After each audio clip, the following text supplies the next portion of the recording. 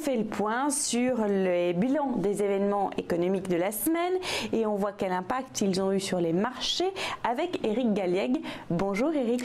Bonjour Géraldine. Vous êtes donc, comme tous les vendredis, présent sur ce plateau à TV Finance et vous êtes président de Valcan Expertise. On commence tout de suite par la performance hebdomadaire des marchés. Plutôt positive cette semaine. Plutôt positive avec, donc comme la semaine dernière, une consolidation des marchés européens qui ont légèrement baissé cette semaine, moins 0,6 environ, et une hausse toujours des actions américaines, plus 1%, donc qui sont toujours au plus haut historique. Entre les deux, il y a bien sûr l'appréciation forte de l'euro cette semaine, plus 1,3%, qui correspond finalement à l'écart de performance entre le S&P 500 et les actions européennes. L'euro qui a fait beaucoup parler de lui cette semaine. Et on va en parler dans l'actualité effectivement, car l'euro monte fortement contre dollar. Et justement, qu'est-ce qui s'est passé cette semaine? Quelles sont les informations que vous avez voulu retenir ce matin? Alors on a deux premiers points qui sont importants qui concernent finalement le protectionnisme américain. Donc premier point, c'est bien sûr la décision par M. Trump de mettre en place une taxe à l'importation sur les machines à laver et les cellules photovoltaïques. Donc ça cible particulièrement la Chine, la Corée et le Mexique.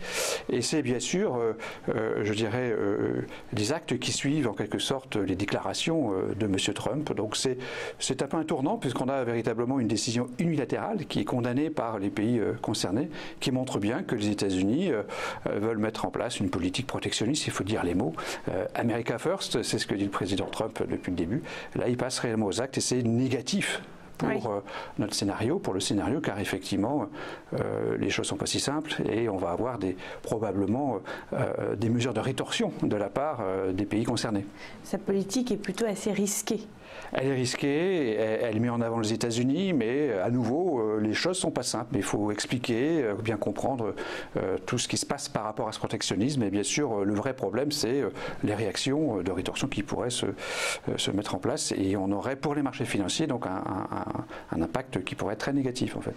Revenons, deuxième information, en Europe, avec l'annonce du groupe immobilier espagnol Metrovacesa. Alors, avant Metrovacesa, effectivement, le deuxième point de l'actualité, c'est aussi par rapport à ce protectionnisme qui est plutôt monétaire cette fois-ci, avec les annonces qui ont été faites par Steve Mnuchin, donc le secrétaire d'État au Trésor américain, ainsi que par M. Trump cette nuit encore, et qui ont fait beaucoup bouger l'euro. L'euro a beaucoup monté, on a touché à 1,25 hier, et effectivement, on se rend compte que les politiques américains ont maintenant un discours assez structuré sur le dollar, avec d'une certaine façon la volonté de le faire baisser à nouveau pour, je dirais, faire bénéficier à l'économie américaine de cette manne que constitue effectivement la baisse du dollar. C'est ce qu'a dit donc le secrétaire d'État au Trésor avant-hier et qui a bien sûr fait monter fortement l'euro. C'est un élément négatif pour les actions européennes, car effectivement toute hausse de l'euro se traduit par une baisse du cours des actions en euros. C'est quelque chose qui est en quelque sorte mécanique. Oui, l'euro qui est terminé hier à 1,24 à peu près. Voilà, il a dépassé 1,25, il a rebaissé suite à la déclaration de M. Trump cette nuit, qui a finalement considéré qu'à long terme, le dollar devait être plutôt fort. Enfin bref, il y a un impact très important donc, des déclarations des hommes politiques américains sur la parité euro-dollar.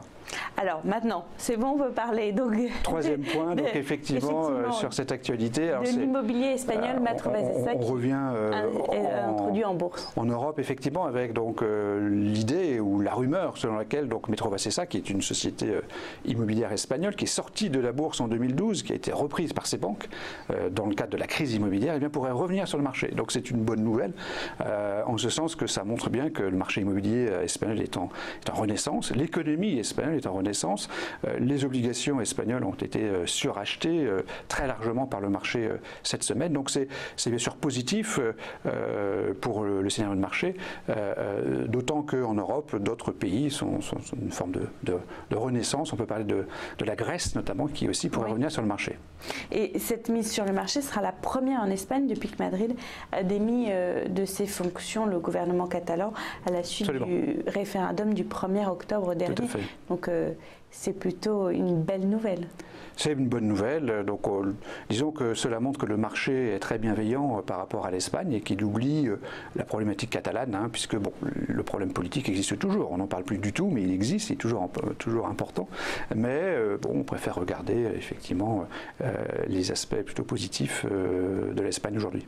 Et puis, dernière information que vous vouliez retenir de cette semaine, c'est à propos du FMI, du Fonds monétaire international. Alors effectivement, le FMI qui a mis à jour son scénario macroéconomique global et qui a révisé en légère hausse. Donc la croissance mondiale, c'est tout un symbole d'effectivement une économie globale qui se porte mieux et qui donc devrait croître au taux de 3,9% en 2018, ce qui est donc une accélération par rapport à 2017. C'est bien sûr un point positif pour le scénario de marché. Et la synthèse de tout cela alors? Alors la synthèse, c'est 2 points positifs pour 2 points négatifs. Les 2 points négatifs viennent des États-Unis, donc c'est la guerre commerciale et la guerre d'échange, donc les 2 guerres qui sont engagées, et qui bien sûr négatifs, très négatifs pour le scénario de marché. Et puis 2 points positifs, donc la renaissance de l'Europe du Sud, on va dire, avec notamment ce qui se passe en Espagne, et par ailleurs donc le FMI en termes économiques qui révise à la hausse la croissance. Donc au total, on a une actualité neutre, donc 0 pour cette note de l'actualité de la semaine. Et votre recommandation d'investissement en conclusion? Elle est inchangée. Nous, on considère depuis quelques semaines, depuis quelques mois maintenant, que les investisseurs doivent être normalement, je dirais, investis en actions, pondérés, donc en actions d'une façon normale. Et on conservera cette position tant que le CAC 40 sera compris entre environ 5200 et 5600 points. Donc effectivement, nous proposons aux investisseurs de rester donc investis en actions.